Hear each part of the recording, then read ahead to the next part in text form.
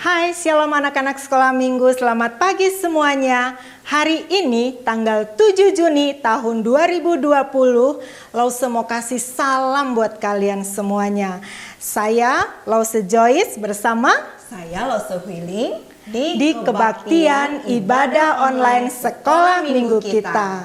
Anak-anak, gimana kabarnya hari ini? Walaupun di awal bulan Juni kalian belum masuk sekolah, tetapi kalian harus semangat belajar ya. Selalu ingat pesan-pesan guru dan juga pesan dari papa mama, karena semuanya itu untuk kebaikan kamu. Tepat sekali Lause Joyce. Nah, Lause juga mau mengajak nih anak-anak sekolah minggu jangan lupa berdoa dan membaca Alkitab. Karena dengan demikian kita akan semakin dekat dengan Tuhan dan mendengar suara Tuhan. Nah, Lause juga ingatkan sekali lagi, karena kita mau ibadah, semua harus duduk yang manis ya. Dan jangan lupa, mungkin adik-adik ada yang belum makan. Kita kalau mau ibadah, kita harus siap makan, sudah mandi, kan mau ketemu Tuhan Yesus. Nah, kalau nanti ada bawa Alkitab, boleh taruh di samping. Nanti kita mau belajar firman Tuhan, kita bisa buka. Nah, adik-adik, anak-anak sekolah minggu, kita mau mulai kebaktian hari ini. Kita mau bernyanyi dan juga dipimpin untuk Lause Joyce untuk berdoa dulu, ya. Yuk anak-anak, kita semua lipat tangannya, tundukkan kepala, kita mau berdoa. 1 lipat tangan, 2 tutup mata, 3 tunduk kepala, mari kita berdoa. Tuhan Yesus, selamat pagi. Kami senang sekali kalau hari ini bisa beribadah walaupun online. Kami senang sekali. Hati kami siap ya Tuhan untuk memuji Tuhan. Dalam nama Tuhan Yesus kami berdoa. Amin. Anak-anak sekolah minggu, sekarang Lause Joyce mau ajak kita semuanya berdiri. Kita akan nyanyikan lagu Mars Sekolah Minggu.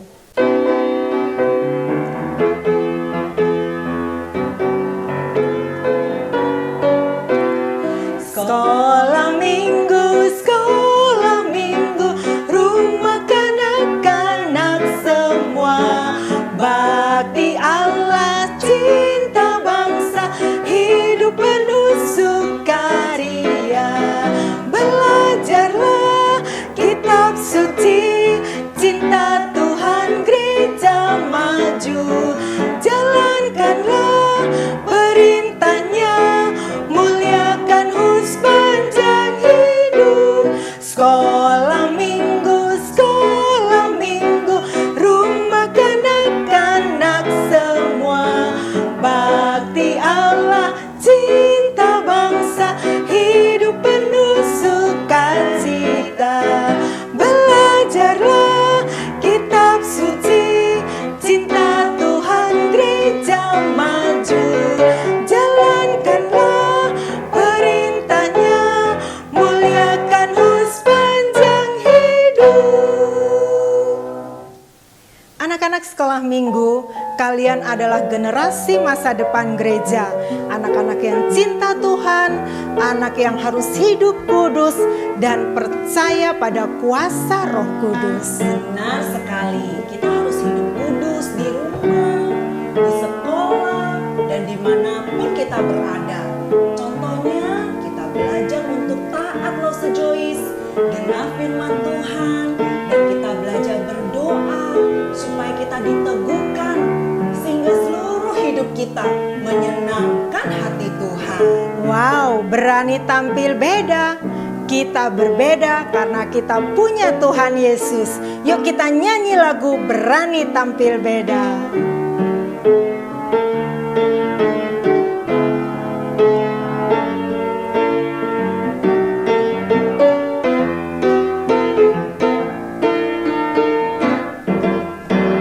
Saat iblis menggodaku, lalu tolak dia dalam nama Yesus. Saat iblis merayuku, lalu ku berdoa dalam nama Yesus. Ku kuat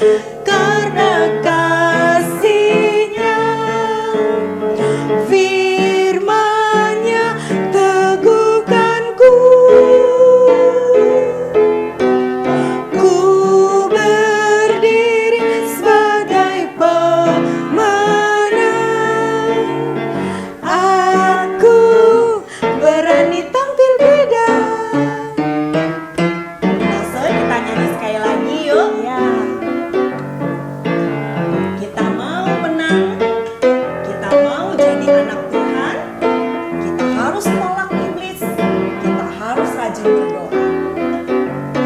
Berani tampil beda, anak-anak sekolah minggu?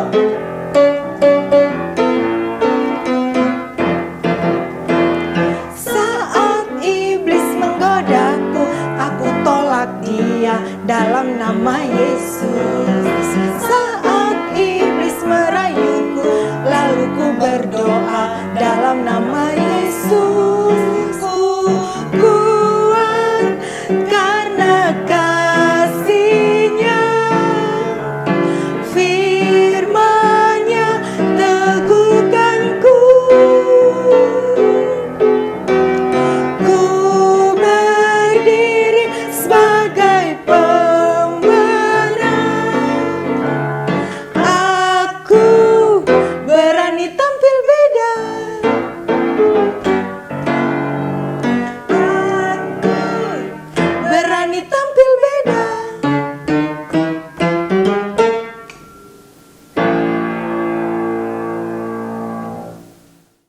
Anak-anak sekolah minggu, berani tampil beda seperti lagu yang tadi kita nyanyikan adalah kekuatan yang Tuhan berikan kepada kita.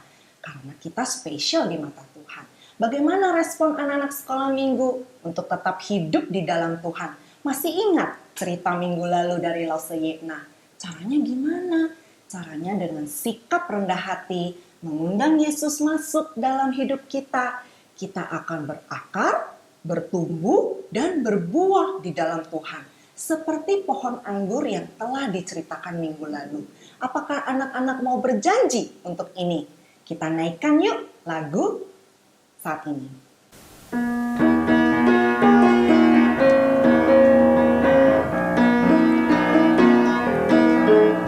Hidupku bukannya aku lagi, tapi Yesus dalamku. Hidupku bukannya aku lagi, tapi Yesus dalamku. Yesus hidup, Yesus hidup dalamku. Hidupku bukannya aku lagi, tapi Yesus dalamku.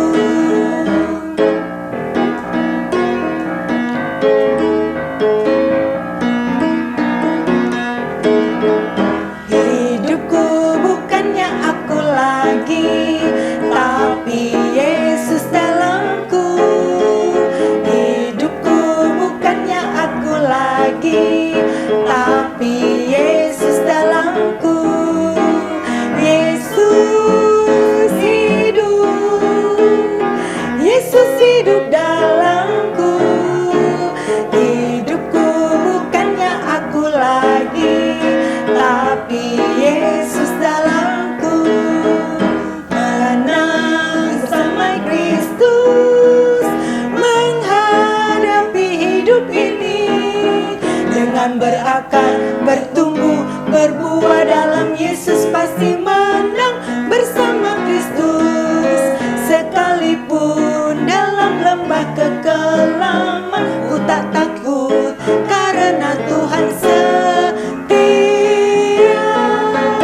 Menang bersama Kristus, menghadapi hidup ini dengan berakar, bertumbuh, berbuah dalam Yesus, pasti menang bersama Kristus. Sekalipun dalam lembah kekelaman, ku tak takut karena Tuhan setia. Menang bersama Kristus, menghadapi hidup ini dengan berakar, bertumbuh, berbuah dalam Yesus, pasti menang bersama Kristus.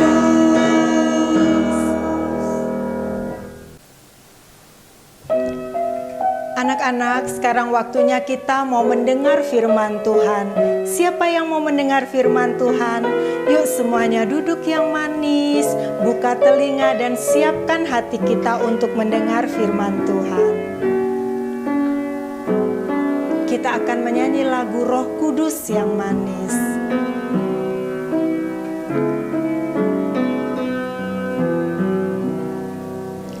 Ku buka hati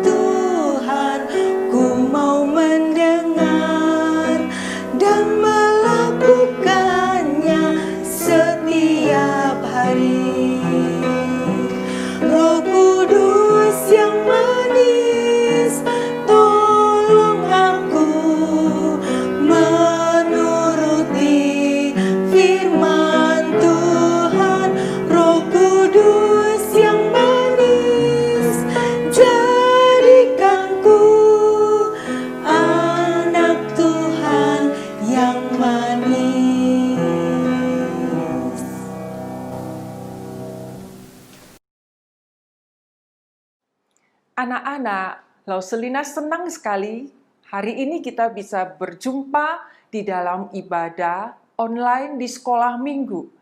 Lausu percaya kalian semua masih tetap duduk dengan rapih kan?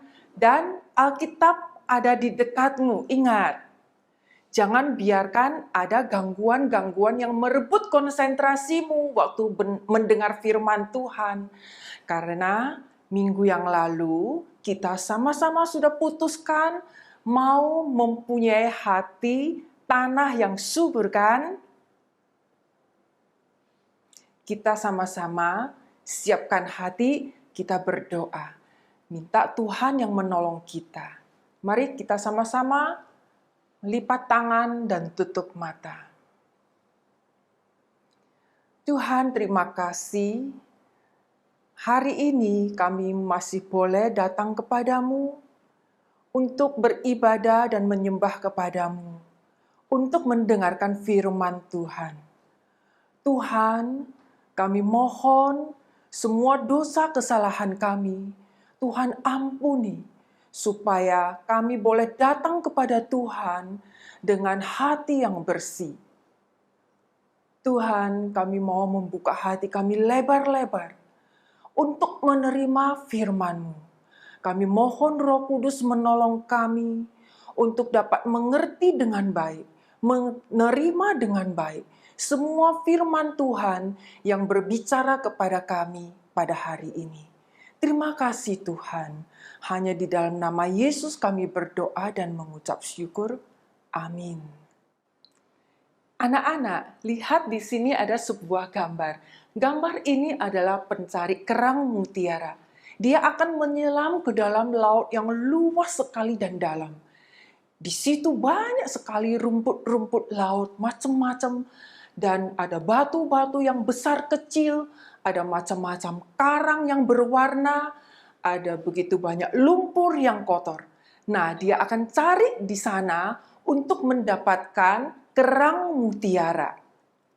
Ya, kita lihat lagi gambar yang kedua. Di sini, si pencari kerang, dia sudah menemukan kerang yang dia cari. Nah, dia pisahkan kerang itu dari semua yang ada di isi laut itu. Dia angkat ke darat. Dan kita lihat lagi gambar yang ketiga. Ya, inilah kerangnya. Kerang itu pada waktu dibuka, di dalam sungguh ada mutiara yang indah sekali. Dan mutiara itu berharga sekali anak-anak. Nah, mutiara ini bagi pemiliknya adalah sesuatu yang pasti dia senang sekali. Dan dia akan menghargai sekali. Dan dia pasti sangat suka. Nah, di sini Lause juga punya loh anak-anak. Mutiara seperti itu. Ini adalah cincin mutiara Lause. Lause simpan sekali dengan baik. Nah, kalau Lause ada acara khusus saja Lause memakainya. Cincin ini sangat berharga bagi Lause, karena inilah mutiaranya. Nah, anak-anak, seperti inilah kita berharganya di mata Tuhan. Karena Tuhan memisahkan kita dari antara begitu banyak orang berdosa di dunia ini yang melawan kehendaknya, yang tidak percaya kepadanya, untuk menjadi orang yang kudus. Artinya, kita dikhususkan oleh Tuhan menjadi miliknya untuk menyembah, melayani, memuliakan, dan menyenangkan Allah.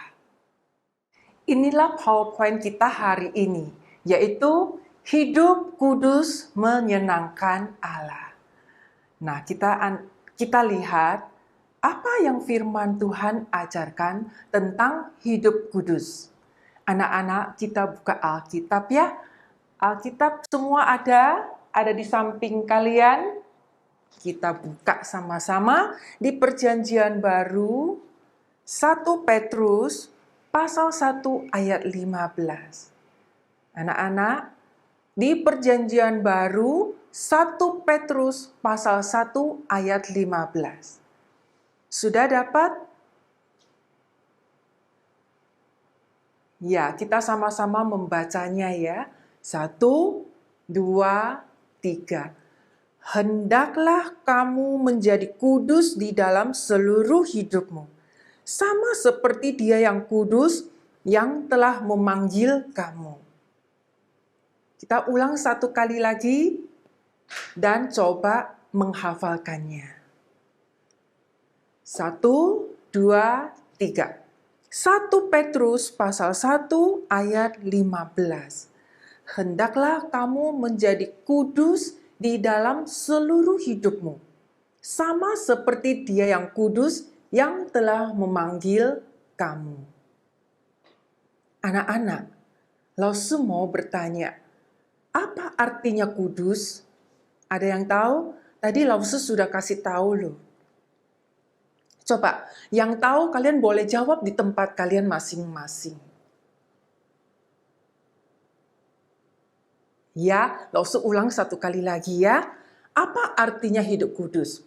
Hidup kudus artinya kita dipisahkan dari antara begitu banyak orang berdosa, dikuduskan dan dikhususkan menjadi milik Tuhan untuk menyembah, melayani, memuliakan, dan menyenangkan Allah. Anak-anak, kita lihat ayat hafalan kita di sini, Lause membagikannya menjadi 3 bagian. Ya, ada 3 warna kalian lihat. Nah, bagian yang pertama di sini menulis, hendaklah kamu kudus di dalam seluruh hidupmu. Tadi kita sudah tahu kudus ya. Nah, di sini katakan seluruh hidupmu. Jadi bukan setengah loh anak-anak. Bukan sebagian. Kalau yang saya cocok, yang saya bisa, ya okelah saya ikutlah kudus. Tetapi kalau saya tidak suka, saya nggak bisa. Semau gue sajalah. Bukan seperti itu loh anak-anak. Ingat, seluruh hidup kita. Jadi baik iman kita, baik perbuatan kita, perkataan kita, pikiran kita, semuanya kita lakukan harus menyenangkan Allah dan sesuai dengan firman Allah. Sekarang Lause tanya, kenapa ya kita harus hidup kudus? Kita lihat jawabannya ada di dalam ayat hafalan kita, bagian kedua ya, warna yang kedua. Di sini dikatakan sama seperti Dia yang kudus. Jadi anak-anak, kita harus hidup kudus karena Allah kita kudus. Allah yang menciptakan kita dan yang menyelamatkan kita itu kudus. Jadi kita juga harus hidup kudus. Karena yang kudus dan yang tidak kudus tidak bisa bersatu. Sama seperti air dan minyak. Tidak bisa bersatu anak-anak. Terang dan gelap tidak bisa bersatu.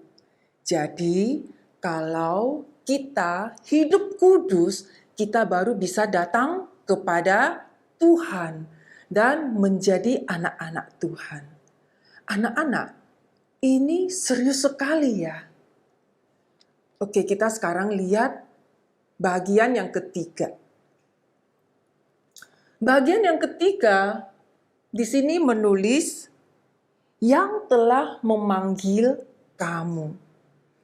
Anak-anak, jadi kita dipanggil Tuhan, kita diselamatkan dan boleh menjadi anak-anak Tuhan, itu bukan karena saya mau atau karena saya bisa.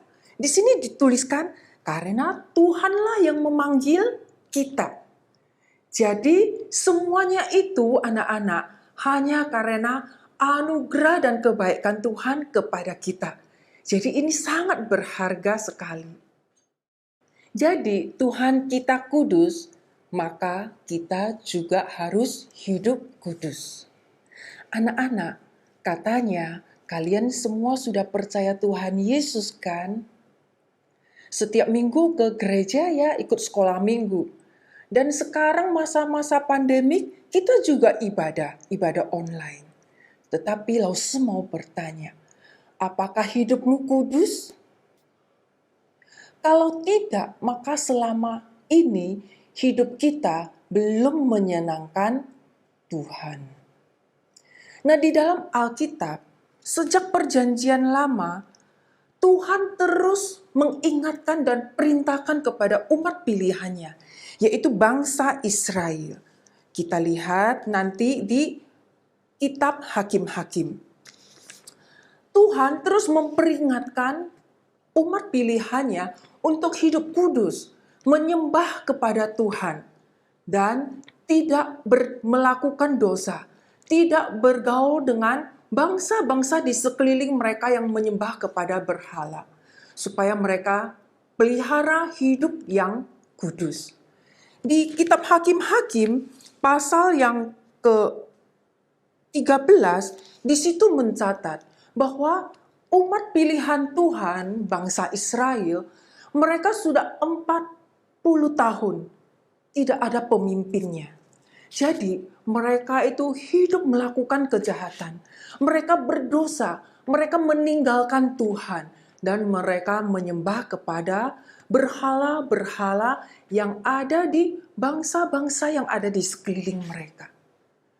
Ini semua membuat Tuhan marah sekali, sehingga Tuhan izinkan bangsa Filistin menindas kepada mereka.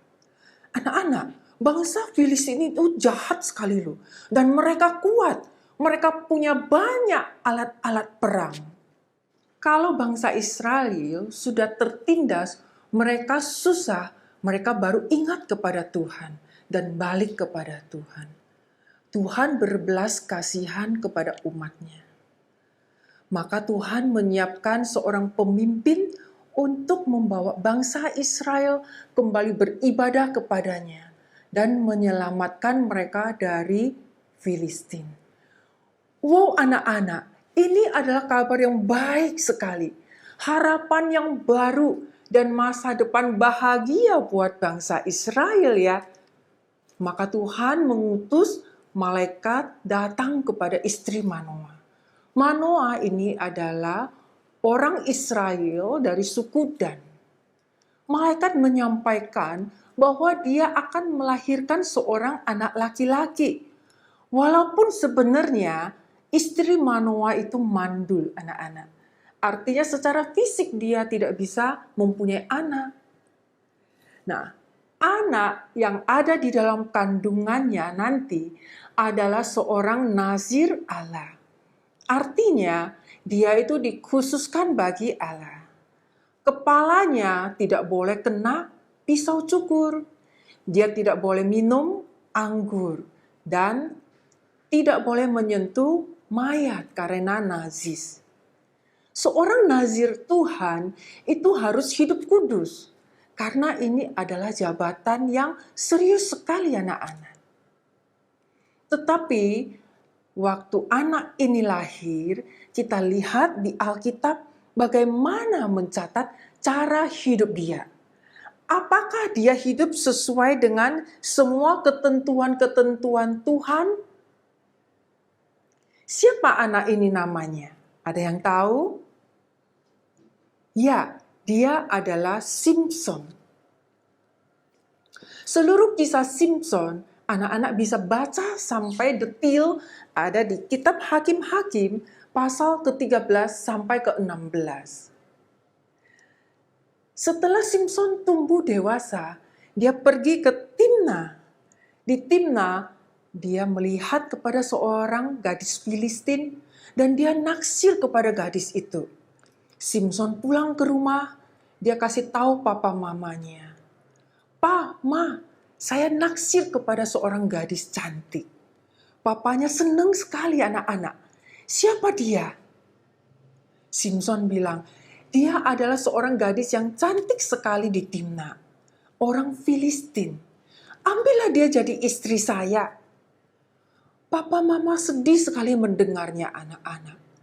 Mereka katakan, "Simson, emangnya di bangsa dan suku kita tidak ada lagi gadis, sehingga kamu mau ambil gadis Filistin, musuh kita, jadi istrimu?" Anak-anak, walaupun papa mama menasehati dia, tetapi dia tidak peduli kepada peringatan papa mamanya. Dia tidak taat kepada kenasirannya kepada Tuhan. Karena keinginan hatinya sudah membuat dosa menguasai dia. Pokoknya aku suka. Anak-anak, hati-hati dengan dosa, pokoknya aku suka. Karena kalau sudah pakai pokoknya aku suka, maka semua cara menjadi halal. Hati-hati ya anak-anak ya. Pokoknya aku benci sekali sama dia. Pokoknya aku mau punya banyak teman. Dia tidak peduli apakah temannya itu baik atau jahat. Punya kebiasaan yang buruk atau tidak.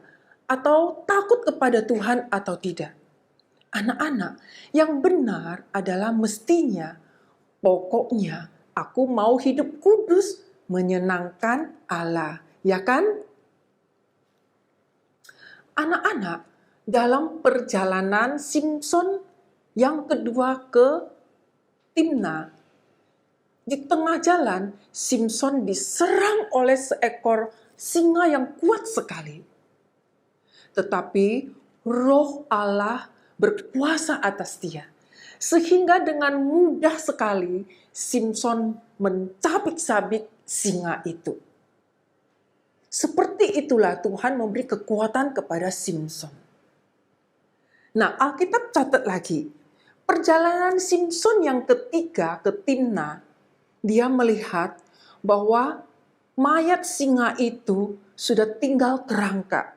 Tetapi di atas kerangka singa itu banyak sekali lebah. Dan di dalam kerangka itu ada madu yang sangat menarik. Jadi Simson tertarik sekali. Dia langsung keluarkan tangannya, dia ambil madu itu, dan dia masuk ke dalam mulut memakannya. Anak-anak, sebetulnya apa salahnya dengan Simson makan madu? Apakah dia tidak boleh makan madu? Nah, masalahnya adalah dia tidak taat kepada kenasirannya. Dia tidak ingat bahwa dia tidak boleh menyentuh kepada mayat karena itu najis. Selanjutnya kita lihat lagi bagaimana kehidupan Simson. Dia sampai ke Timna, dia mengadakan pesta pernikahan. Nah, di dalam pesta itu dia berpesta pora, ramai-ramai dengan temannya, dan di situ dia minum anggur. Anak-anak, padahal jelas sekali malaikat sudah memberikan pesan bahwa seumur hidup Simson dia tidak boleh minum anggur. Dan di dalam pesta itu juga dia memberikan teka-teki kepada teman-teman Filistin dia. Tetapi mereka tidak bisa menjawab. Tapi teman-teman itu datang dan mengancam kepada istrinya. Kamu harus tanya Simson, apa jawaban teka-teki itu? Kalau tidak, kami akan membunuh kamu, membakar kamu dan ayahmu. Jadi anak-anak, istrinya Simson takut. Dia datang kepada Simson, dia tanya terus, apa jawaban teka-teki itu? Tetapi Simson tidak mau memberitahukan kepada dia. Tetapi dia terus merayu sambil menangis. Akhirnya Simson menceritakan kepada dia jawaban dari teka-teki itu. Nah, si istri setelah mendapatkan jawaban itu, dia cepat-cepat lari dan memberitahukan kepada temannya. Karena dia takut diancam akan dibakar mati. Nah, setelah semua peristiwa itu, Simson harus memberikan 30 set baju linen dan 30 set baju kebesaran kepada mereka sebagai hadiah kemenangan mereka atas jawaban teka-teki itu. Anak-anak, dari mana Simson bisa mendapatkan begitu banyak pakaian? Nah, dia pergi ke Askelon. Di situ Simson membunuh 30 orang. Kemudian dia ambil pakaian mereka. Dan itulah yang diberikan kepada teman-temannya. Anak-anak, Simpson sangat marah sekali kepada istrinya. Karena gara-gara istrinya lah dia harus berbuat semuanya itu. Tetapi gara-gara Simpson marah, papanya istri Simpson, dia memberikan anaknya menjadi istri orang lain. Anak-anak, bagaimana Simpson? Perasaannya bagaimana? Dia lebih-lebih lagi marah, anak-anak. Sehingga dia pergi tangkap 300 ekor anjing hutan. Dia ikat ekor daripada anjing itu, kemudian dia tancapkan api obor di dalam ekor itu. Sehingga anjing ini kaget, ketakutan. Mereka lari kemana-mana, masuk ke ladang gandum, masuk ke kebun anggur, ke hutan pohon zaitun, itu semua punya orang Filistin. Keesokan paginya, bangsa Filistin bangun tidur. Mereka melihat bahwa baik ladang, baik kebun, baik hutan, semua habis kebakaran anak-anak. Mereka marah sekali dan mengamuk. Mereka datang mencari bangsa Israel, mau berperang dengan mereka. Anak-anak, mestinya Simpson bersama-sama dengan bangsa Israel maju menghadapi bangsa Filistin dan berperang, bukan? Tetapi sebaliknya, bangsa Israel, mereka mengikat Simpson, pemimpin mereka, dan diserahkan kepada musuh mereka Filistin. Anak-anak, kita melihat kisah Simpson ini. Apakah Simpson menjaga kekudusan hidupnya sebagai seorang hakim-hakim? Iya, tidak. Sehingga kita melihat bahwa bangsanya sendiri saja bisa menangkap dia dan menyerahkan kepada musuh. Sedih sekali ya anak-anak. Kita lihat bangsa Israel harus tetap hidup di dalam penindasan musuh. Karena pemimpin mereka lebih sibuk hidup melampiaskan keinginan-keinginannya untuk berbuat dosa dan emosi yang meledak-ledak daripada memimpin bangsanya untuk menyembah kepada Tuhan. Kita lihat kisah dari Simpson. Setelah kehilangan istri pertama, dia jatuh cinta lagi kepada seorang wanita yang cantik sekali. Anak-anak tahu nggak namanya? Ya, dia adalah Delila. Begitu raja-raja Filistin tahu bahwa Simpson mendekati Delila, mereka datang menawarkan hadiah uang kepada Delila, supaya Delila bisa mendapatkan rahasia yang mengalahkan kekuatan Simpson. Anak-anak, raja-raja yang mau bekerja sama dengan Delila itu ada 5 orang. Satu raja saja menjanjikan uang 1.100 uang perak. Jadi 5 raja itu 5.500 uang perak. Ini adalah penawaran yang sangat menggiurkan. Lalu Delila dekat-dekatlah pada Simpson. Nempel terus, merayu terus supaya bisa mendapatkan rahasia itu. Dia datang kepada Simpson, "Son, ceritakanlah kepadaku, kenapa ya kekuatanmu begitu besar? Dan dengan apa kekuatanmu itu bisa ditaklukkan?" Anak-anak, Simpson memberikan jawaban yang tidak benar kepada Delila 3 kali. Sehingga setiap kali tentara Filistin datang, Simpson dengan mudah sekali melepaskan diri. Ini membuat Delila semakin penasaran. Karena dia lebih tertarik kepada uang 5.500 uang perak daripada cintanya si Simpson. Tetapi Simpson yang begitu kuat itu ternyata begitu lemah, kalah dengan seorang wanita. Delila merengek-rengek terus, mendesak terus, sampai Simpson tidak tahan anak-anak. Rasanya kepengen mati. Akhirnya, dia ceritakanlah semua isi hatinya. Rahasia kekuatannya, dengan apa dia bisa dikalahkan. Pada waktu Simpson tidur, semua rambutnya dicukur habis. Pada waktu tentara Filistin datang, Simpson mau melepaskan diri melawan tentara-tentara itu. Tetapi ternyata kekuatannya sudah hilang. Simpson yang selama ini mengandalkan kekuatannya untuk menghadapi apapun, sekarang sudah lemah dan tidak bisa berbuat apa-apa. Nah, anak-anak, kekuatan Simpson itu hilang. Sesungguhnya bukan pada rambutnya yang sudah dicukur, tetapi kepada hati yang tidak taat kepada Tuhan.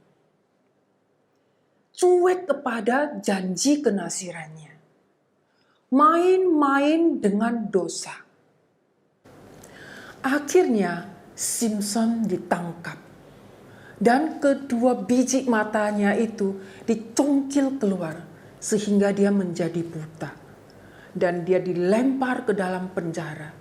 Di situ dia harus kerja paksa penggilingan dengan batu yang besar dan berat sekali. Anak-anak, bayangkan kehidupan seorang hakim-hakim yang mempunyai tugas yang begitu mulia yang disiapkan Tuhan untuk membebaskan Israel dari musuh dan menjadi pengharapan bangsa Israel. Tetapi karena pelanggarannya terhadap semua disiplin Tuhan dan tidak hidup kudus sebagai seorang nazir yang dikhususkan bagi Tuhan, dia lebih pilih hidup sesuka-suka dia. Gampang kompromi dengan dosa. Daripada hidup bergantung kepada Tuhan dan menyenangkan Tuhan. Sekarang kita lihat kepada sebuah gedung yang besar sekali dan di situ ramai sekali. Banyak orang yang ada di dalam gedung itu. Mereka adalah orang-orang Filistin. Mereka sedang bergembira merayakan kemenangan atas Simpson. Dan mereka memberi persembahan kepada Dagon Allah mereka. Kemudian mereka minta supaya Simpson keluar. Simpson yang sudah lemah dan buta itu menjadi pelawak untuk menghibur mereka. Simpson dibawa keluar. Simpson diketawain anak-anak. Dihina. Sehingga Simpson yang tidak berdaya itu dengan hati yang menyesal sekali. Dia datang kepada Tuhan dengan hati yang sungguh-sungguh bertobat. Dia berseru kepada Tuhan supaya Tuhan mengampuni dosa dia. Dan dia mohon kepada Tuhan memberi kekuatan kepada dia yang terakhir kali untuk membalas semua perbuatan orang Filistin. Simpson mengeluarkan kedua tangannya yang besar. Dia merangkul tiang dari gedung itu di kanan dan di kiri. Dia menarik kedua tangan itu sehingga tiang itu roboh. Demikian juga bangunan yang besar itu roboh semua. Orang-orang banyak di dalam semua karena tertimpa oleh gedung itu, mereka mati semua bersama-sama dengan Simpson.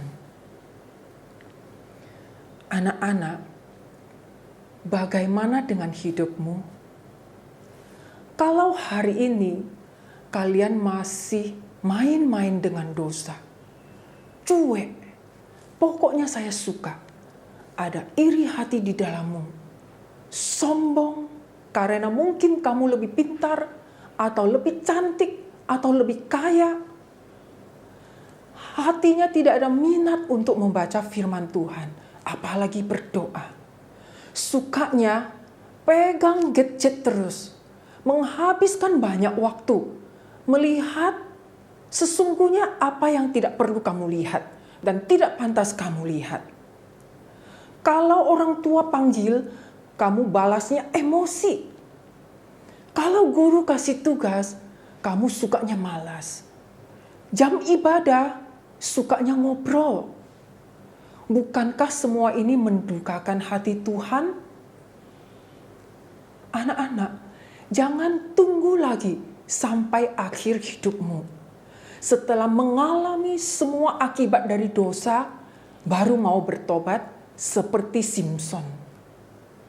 Hari ini, berkomitmenlah untuk meninggalkan semua kebiasaan-kebiasaan dosamu yang buruk itu, yang selama ini menguasaimu. Maka Tuhan akan mengampunimu dan memberimu hati yang baru, sehingga anak-anak mampu hidup kudus menyenangkan Allah. Anak-anak, kita sudah tahu apa artinya hidup kudus. Kita juga sudah tahu mengapa saya harus hidup. Sekarang, Lause mau kasih tip bagaimana saya bisa hidup kudus. Tapi Lause mau kasih tahu ya, ini bukan karena dengan kekuatan dan kesanggupan kita loh. Ini kita harus melakukannya dengan datang kepada Tuhan. Tip pertama adalah mencari Tuhan dengan segenap hati. Artinya, kita menempatkan Tuhan menjadi yang paling utama di dalam seluruh hidup kita. Kita terus berusaha, apapun yang kita lakukan, menyenangkan Tuhan. Baik itu ucapan yang keluar dari mulut kita, apakah itu sudah sesuai nggak dengan firman Tuhan? Kalau tidak, maka kita tidak akan mengucapkannya. Dengan perasaan saya, apakah sesuai nggak dengan kasih Tuhan? Walaupun saya pernah dibully, tetapi saya bisa mengampuni. Ada seorang yang menjadi contoh yang baik sekali bagi kita, yaitu Raja Daud. Raja Daud di dalam Mazmur 27 ayat 4, dia menulis satu hal, yaitu dia minta bisa diam di rumah Tuhan seumur hidupnya, menyaksikan kemurahan Tuhan dan menikmati baitnya. Inilah hati yang rindu dan mencari Tuhan dengan sungguh-sungguh. Tip yang kedua adalah menyimpan firman Tuhan di dalam hati. Anak-anak, kalian semua punya ini kan, HP? Kita tahu kalau HP kita diisi banyak aplikasi, maka pada waktu kita membutuhkannya, tinggal klik. Dan itu sangat berguna sekali untuk kita kan? Nah, Lause umpamakan hati kita seperti HP ini. Firman Tuhan seperti aplikasi itu. Jadi, kalau hati kita diisi banyak firman Tuhan, maka pada waktu kita mungkin akan melakukan sesuatu yang salah. Pada waktu mama panggil kita, kita marah dan kita emosi, mau emosi, maka firman Tuhan bisa mengingatkan kita, kamu tidak boleh melawan orang tua, tetapi kamu harus menghormati orang tua. Nah, seperti itu anak-anak. Jadi, kita harus rajin membaca firman Tuhan sebanyak-banyaknya. Maka waktu kita susah hati, kita waktu sedih dan bingung, maka Roh Kudus akan mengingatkan kita firman yang sudah ada di dalam hati kita. Sehingga kita mampu hidup menyenangkan hati Tuhan. Anak-anak, sekarang kita sudah mengerti apa itu kudus, Mengapa harus kudus? Bagaimana bisa hidup kudus? Kalau anak-anak menerima semua firman Tuhan hari ini dalam hatimu yang adalah tanah yang subur, maka kalian pasti bisa hidup kudus menyenangkan Allah. Sekali lagi, kita bisa hidup kudus menyenangkan Allah. Anak-anak, inilah si aku yang lama, yang kesukaannya adalah melawan Tuhan dan tidak taat kepada kehendak Tuhan. Di dalam hatiku, saya menyimpan kesombongan. Dan saya kalau di sekolah ketemu teman-teman, sukanya gosip, cerita kejelekan orang. Apalagi kalau disuruh taat kepada peraturan, sorry, saya orangnya suka-suka gue. Saya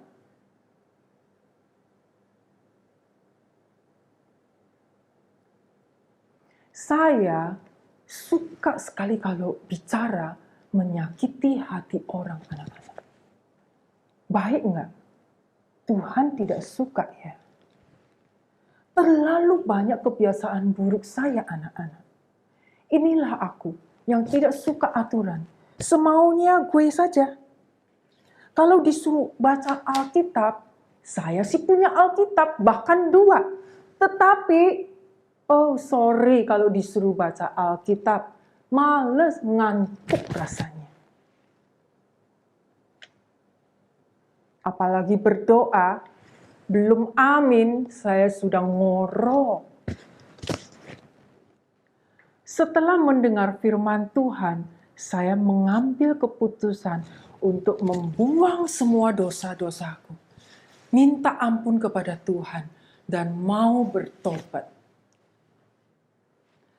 Sekarang, saya adalah orang yang baru, yang sudah menerima pengampunan dari Tuhan, menjadi orang yang kudus dan dikhususkan bagi Allah untuk beribadah, melayani, memuliakan, dan menyenangkan Allah.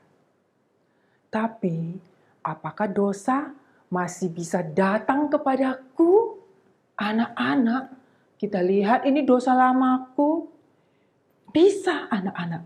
Dia akan tidak menyerah. Dia akan terus-menerus menyerang saya. Tetapi waktu dia datang menyerang saya akan cepat-cepat datang kepada Tuhan. Dan saya akan TJM-kan. Apa itu TJM, anak-anak? Saya akan tolak. Saya akan jauhi. Dan saya akan matikan dia. Sekali lagi, kalau dosa datang, maka saya mau TJM-kan. Saya tolak dosa, saya jauh dari dosa, saya matikan dosa. Jadi sekarang, apa yang ada di pikiran saya sesuai dengan firman Tuhan. Apa yang saya mau lakukan sudah sesuai dengan kehendak Tuhan. Perasaan hatiku sesuai dengan kasih Tuhan. Tidak meledak-ledak lagi. Tidak gampang tersinggung. Sehingga hidupku menyenangkan Allah. Anak-anak, mari kita berdoa.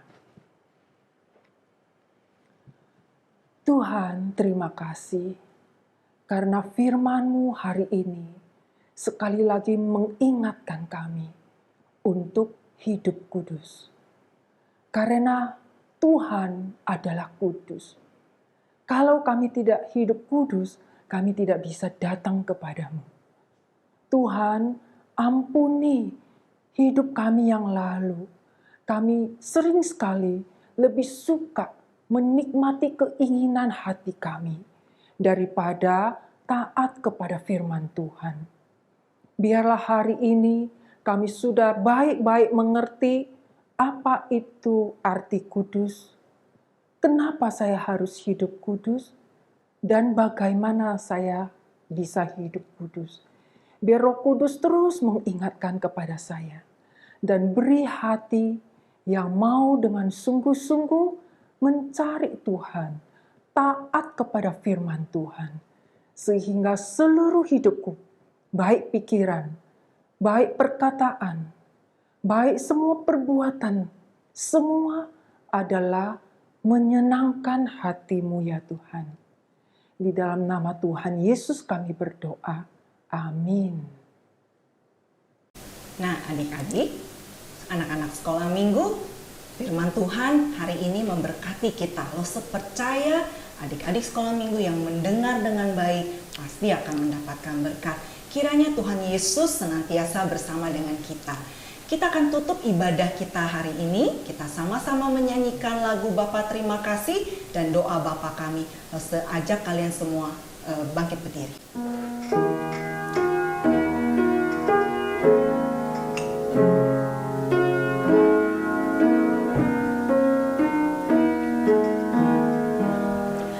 Bapa terima kasih, Bapa terima kasih,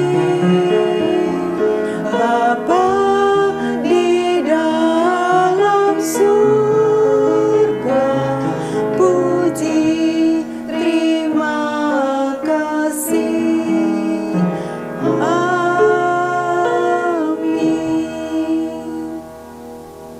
Bapa Kami yang di surga, dikuduskanlah namamu, datanglah kerajaan-Mu, jadilah kehendak-Mu di bumi seperti di surga. Berikanlah kami pada hari ini makanan kami yang secukupnya, dan ampunilah kami akan kesalahan kami, seperti kami juga mengampuni orang yang bersalah kepada kami. Dan janganlah membawa kami ke dalam pencobaan, tetapi lepaskanlah kami daripada yang jahat. Karena Engkaulah yang mempunyai kerajaan dan kuasa dan kemuliaan sampai selama-lamanya. Amin. Ya, sampai jumpa adik-adik dan anak-anak sekolah minggu. Kita bertemu minggu depan di channel yang sama. Bye-bye. Bye.